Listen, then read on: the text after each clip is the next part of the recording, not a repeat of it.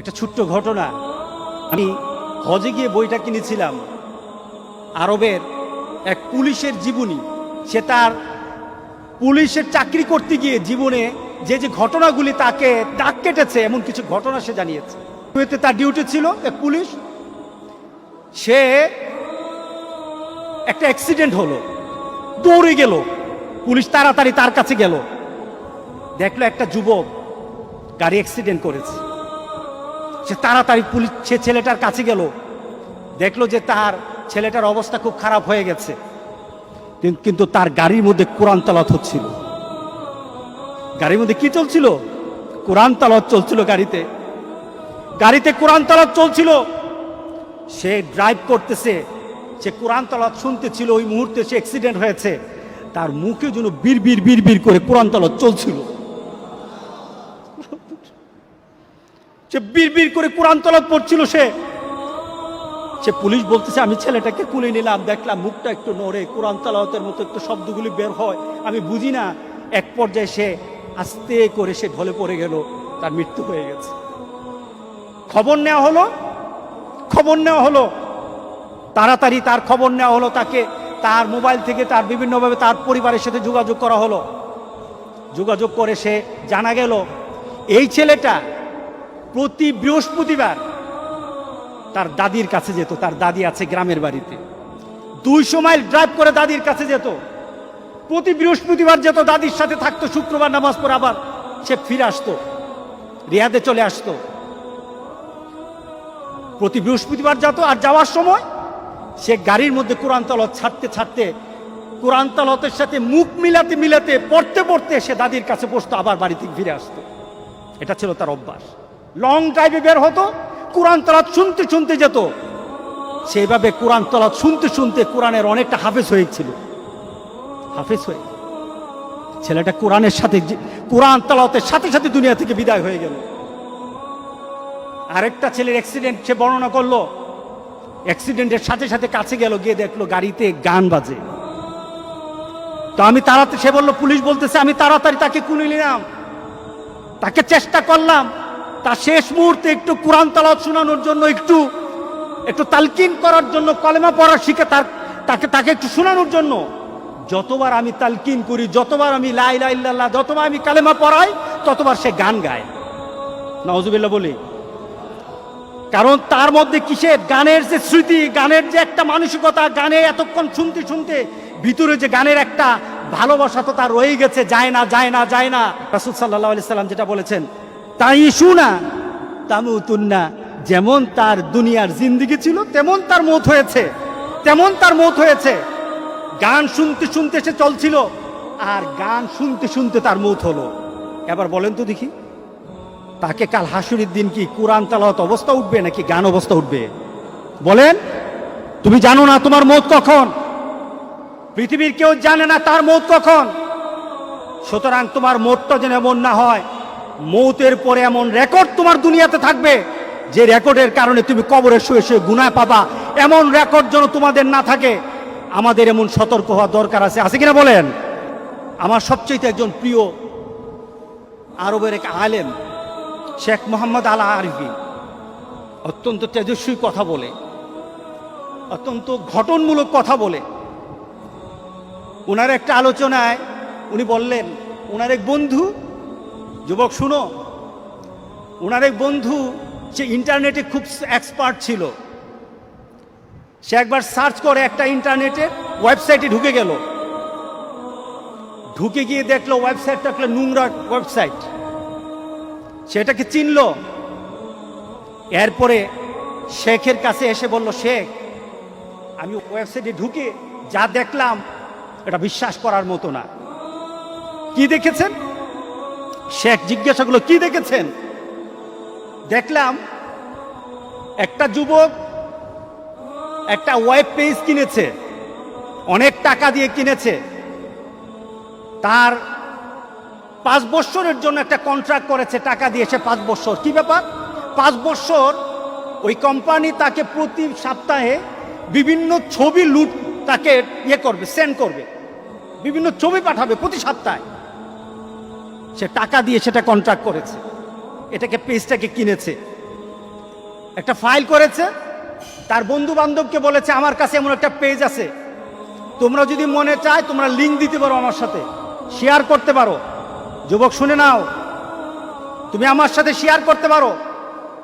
তার বন্ধুরা আনন্দের সাথে বলল, যদি তোমার সাথে ঘুরি তাহলে পয়সা দিতে হবে নাকি? না, পয়সা দেওয়া লাগবে না, পয়সা তো আমি দিয়ে দিয়েছি, আমি এই ফাইলটা কিনে নিয়েছি, প্রতি সপ্তাহে আমার কাছে ছবি আসবে, আর তোমরা যদি আমার সাথে লিঙ্ক করো আমি এটাকে শেয়ার করে দেব, সাথে সাথে তোমাদের সাথে চলে যাবে। সে O2 ফরওয়ার্ড করে দিল, তার সকল বন্ধুর তালিকা দিয়ে O2 ফরওয়ার্ড করে দিল। তার কাছে যখন একটা ফাইল চলে আসতো প্রতি সপ্তাহে, অটোমেটিক তার বন্ধুদের কাছে চলে যেত, অটোমেটিক চলে যেত। সেটা কি কিনেছে? 5 বছরের জন্য কিনেছে। 6 মাস পরে সে অ্যাক্সিডেন্টে মারা গেল। 6 মাস পরে সে ছেলেটা অ্যাক্সিডেন্টে মারা যায়। তার আশেপাশের সকল বন্ধুরা তাকে জানাজা দিল, দাফন করলো। ঠিক 1 সপ্তাহ পর দেখলো প্রত্যেকটি বন্ধুর সেই ওয়েবসাইটটা, তার বন্ধুদের যে ওয়েবসাইটটা লিঙ্ক করা ছিল, তাদের কাছে ছবি চলে আসছে, তাদের কাছে ছবি চলে আসতেছে। তারা মনে করলো এটা পুরানো ছবি। আবার তারা 1 সপ্তাহ ওয়েট করলো, দেখলো না, আবার ছবি চলে আসছে। 2-3 সপ্তাহ পর তারা কোম্পানির সাথে যোগাযোগ করলো, তাদেরকে বলল, ভাই, যে ছেলেটা আপনাদের থেকে এই ফাইলটা কিনেছিল সে তো মারা গেছে, এখন তার থেকে যে ধরনের পেজ আপনারা দিচ্ছেন এটা তো আমাদের কাছে চলে আসতেছে, অটোমেটিক চলে আসতেছে। ফাইলটা কিনলো কে? ওই মরা ছেলেটা কিনলো। কে কিনলো বলেন? ওই মরা ছেলেটা কিনলো। যে ছেলেটা মরে কবরে আছে সেই ছেলেটা কিনেছে। কিন্তু তার বন্ধুরা কিন্তু লিঙ্ক পাচ্ছে, প্রতি সপ্তাহে তাদের কাছে ছবি চায়। তারা অস্থির হয়ে গেছে। শেষে কোম্পানির সাথে বলল যে এটা বন্ধ করা দরকার, সে তো নাই, তো বন্ধ করা দরকার, এটা খারাপ জিনিস। তখন তারা বলল, আমরা তো বন্ধ করতে পারবো না, তাকে একটা পাসওয়ার্ড দেওয়া ছিল, পাসওয়ার্ডটা চাই, পাসওয়ার্ডটা হলে বন্ধ করতে পারবো। বলে পাসওয়ার্ড তো জানি না, পাসওয়ার্ড তো জানি না। এভাবে চলতে থাকলো 2 বছর পর্যন্ত, এভাবে কন্টিনিউ চলতে থাকলো। ছবি আসতেছে, তার বন্ধুদের পেজে ছবি ঢুকে যাচ্ছে। পেজের নাম কার? যে মারা গেছে তার। 5টা বছর এইভাবে আসলো, 5টা বছর এইভাবে আসলো। নোংরা ছবিগুলি তার বন্ধুদের কাছে চলে আসলো। পেজটা ক্রয় করেছে, যে ছেলেটা ক্রয় করেছে আজকে কবরে আছে।